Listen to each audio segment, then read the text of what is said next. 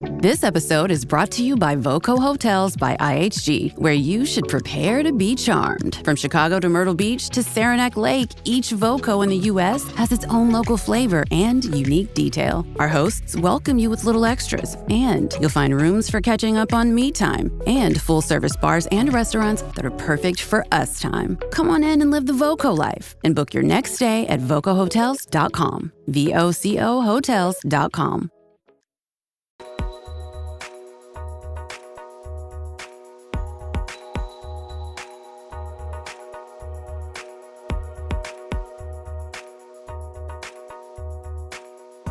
Welcome to episode 115 of the Inside Job Boards and Recruitment Marketplaces podcast. I am Stephen Rothberg. I'm one of your two co-hosts, and I'm also the founder of College Recruiter Job Search Site, which believes that every student and recent graduate deserves a great career and that it should be easy and inexpensive for employers to hire them. I am joined here today by a couple of folks, one sitting in the UK, another sitting in another country that we call Florida. Peter, good to see you. It's definitely another country where we don't allow vaccines because they might keep people healthy. If it's Thursday, it must be another crazy day in Florida, Peter. Yeah, absolutely. Feels like just yesterday we were talking about how it was the beginning of September and fall is in the air. I see you're wearing your sweatshirt. Meanwhile, it's 85 degrees in my office, or for those of you in the UK, that's about 30, 31. It's pretty hot. For those of you in the UK, that's the weather in Spain. Yeah. So which is why our Brit friends tend to go to Spain. Or to Florida. Well, they used to anyway. They don't come here anymore because my parents used to have a house near Weeki Wachee in Florida, if you know where that is, on the Gulf Coast. the Gulf of Mexico. Oh boy. Okay. I'm Peter Zollman. I'm with the AIM Group. We do content, consulting, and conferences for job boards and recruitment marketplaces. We've been at it almost 30 years. And we are joined today by Bill Richards, the owner of WJR Advisory. That just means he's a consultant competing with us. You know, we love competition. He's worked for Indeed. He's worked for eFinancial Careers. He's worked for Read Online. And now he's his own boss, which, as you'll find as a consultant, means you have 10 or 20 or 30 bosses, all of them driving you crazy. So welcome to the podcast. Thank you for joining us. And you're going to tell us about AI impacting job boards. We had a great interview a couple of weeks ago with Peter Hogendijk of Aimwell, which has produced a report on how Google's AI overviews are whacking traffic for job boards, especially in the content area, like tell me how to write a resume or a CV.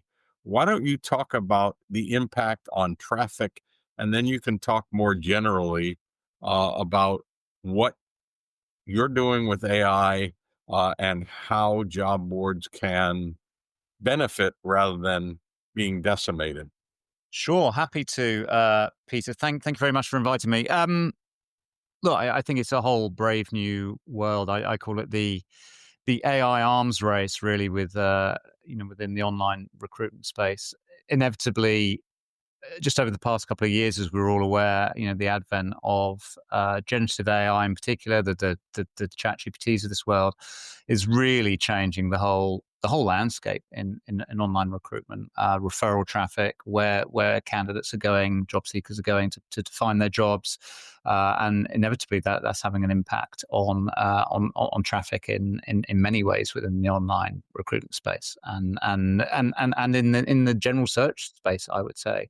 So many more people are using ChatGPT to do their searches online rather than go to a website like Google, I would say, and inevitably, that will have a knock-on impact on how people arrive at job boards and vacancies in general. Bill, are you bearish or bullish? And for those of you keeping count, yes, there were 3 Bs in that question. Are you bearish or bullish on the job board industry because of the advent of AI? I think that's a very good question, Stephen. I would I would say a little bit of both, actually, if I can have my cake and eat it. A typical consultant answer. Let me take your watch. Let me take your watch, and then I can tell you what time it is. Bill, you're billing Peter at $450 an hour, right? So I think you should take your time. As long as Peter's paying the bill, I'm good. I will. Sorry for interrupting you. Billed in GBP, not in dollars. Real money. So, look, I think not just within the online recruitment space, that there's so many advantages to be had by AI, but so many fears as well that people have. And there's this big fear universally that AI is going to take people's jobs. There has certainly been a lot of layoffs, or certainly a lot of layoffs blamed on the adoption of AI in industry, and certainly within the recruitment space that has been happening. I think there's an element of truth to that. I think in recruitment overall, if you are a recruiter working for a staffing firm, you are going to fail. You are not going to succeed if you do not adopt AI to make you more efficient, to automate those processes, those laborious processes, such as sourcing candidates, going through shortlists, updating CRMs, things like that. Apps categorically can be done by AI, but there's still that crucial human element, which AI certainly cannot do. And the same applies to the online recruitment space. There are businesses like Indeed, who I've worked for, who for 20 years have been at the forefront of innovation and machine learning and AI in general. I think generative AI is really closing that gap at the moment, and there are lots of businesses out there that some of whom I'm working with, in fact, who all of a sudden, like this, can suddenly catch up with some of those big boys like Indeed, whereas before they were night and day. So I would say any business in the space that's embracing AI, using it for the right reasons to improve matching between job seekers and clients, are absolutely doing the right thing. Those that choose to ignore it and bury their heads in the sand, some of the more traditional job boards, shall we say, who haven't innovated for years and are still refusing to do so, they better watch their backs. Okay, so are you a ChatGPT guy, Perplexity guy, Claude guy? And what do you use AI for personally in a work context? I'm a lazy AI user at the moment, probably. I go to ChatGPT a lot, and a lot of other sites like LinkedIn, for example, that have that enablement built in. I find for all reasons in many areas of my life, but also business world, it's phenomenally powerful to be able to just cut through some of that noise and just do some of that research. Again, that the word laborious research that it would be, before using a tool like ChatGPT. So finding out simply, I don't know, who's the CEO at this business that I want to speak to, or where is this company hiring, or what are the core activities of a business that I'm interested in is far swifter than having to trawl the internet and in the old way that I'd have done 12 months before. Hello, I'm Ruth Thomas, host of Comp and Coffee, where we break down what's next in the world of compensation management. From pay transparency to performance alignment, we explore how businesses are rethinking compensation to drive impact, equity, and growth. So if you're shaping the future of pay at your organization, grab a cup and tune in. Listen on the Work Defined Podcast Network. I'm an owner of a job board.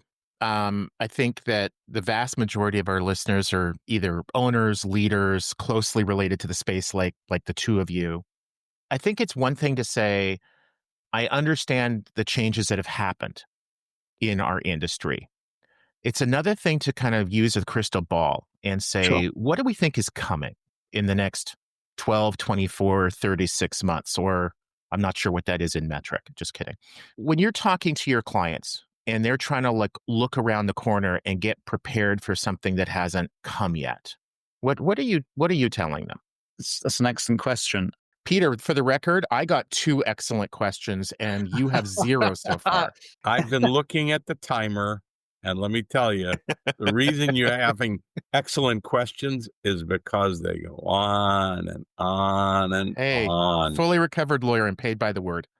Sorry, Bill. Not fully. Please. Look, I'm advising my clients to innovate and to really I guess speculate about what that future state should look like, how that they can improve that the online recruitment journey, right? It's, to your point, it's very easy to look back and you look at recessions, for example, which seem to happen every 10 years. So it's very easy to assume that there'll be and largely that has been the case. Every 10 years, there's a recession of some sort. But nobody expected to find, a COVID pandemic, and, recessions may come thicker and fast in the future. Just because that's happened that way in the past doesn't necessarily tell us what is going to happen now. And, for me, when it comes to AI, is, again, I use this phrase, the AI arms race. It's whilst AI can be so powerful and so useful for a job seeker for identifying new opportunities, or for a client, trying to hire better or more rapidly. There's certainly the sense that the whole world's gone a little bit crazy, and AI is just doubling down on both sides. So you have job seekers, you hear about it on LinkedIn and other posts all the time, that feel obliged to apply to any role that they feel that they have a shot at, because certainly in the UK, it's very much not in a job seeker's favor, the current market.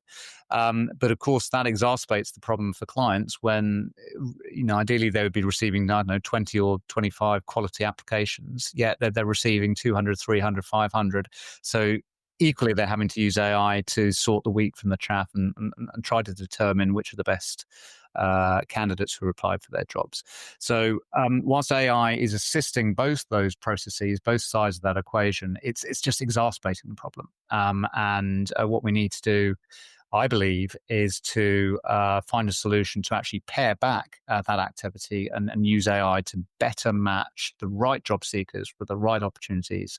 And so that is certainly the holy grail in my opinion, and certainly some of the businesses I'm working with, that's what I'm trying to help them advise. So here's the last chance to give a quick commercial for your consulting work, so to speak. The 2 things or 3 things in 50 words or less, because we're almost out of time, that you say to a job board, recruitment marketplace, you must do this specific with AI in the next 12 months.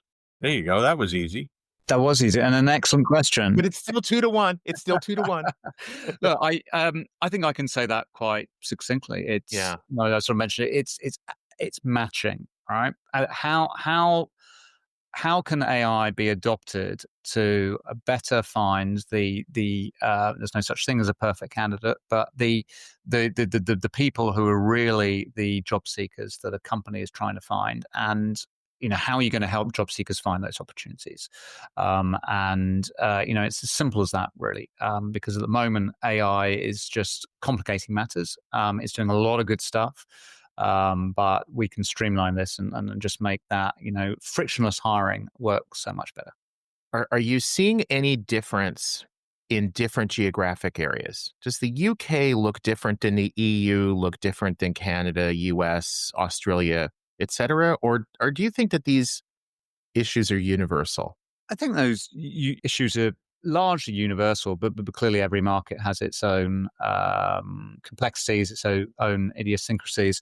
The UK, unfortunately, has seen its 34th consecutive quarter of reduction in vacancies in the market. So there's now fewer than 800,000 vacancies in the UK at large. And the UK is one of those major markets, and I know this well from tracking this at Indeed, that has fewer vacancies compared to pre-COVID.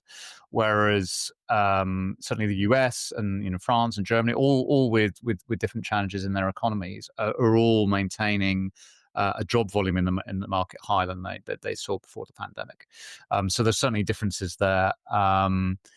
Germany is a manufacturing-based economy. We're exporting a lot of automobiles, for example. Trump tariffs, certainly didn't look attractive for them at that time, which would have an impact. The UK is what 80% services economy, and so there's a more internal impact that happens in the jobs market when the hospitality and services sector, aren't hiring as much as they did before. There have been government pressures under, wages and national insurance increases, and you know all this. But so I think there are universal challenges in all those countries, absolutely, and AI can certainly be better enabled to improve that job seeking experience. But clearly there are wider implications in those economies that impact all those countries slightly differently. Awesome. And that is a perfect place to end. Thank you very much, Bill, or William. I presume that's the W. I am a William. But you go by Bill. Thank you very much, Steve, or Stephen, as you go by Stephen. And thank you both. We will catch up on the next podcast, and I appreciate you taking the time.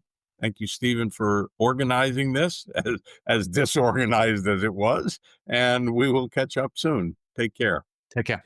Cheers, Bill. Hey, Ryan Reynolds here.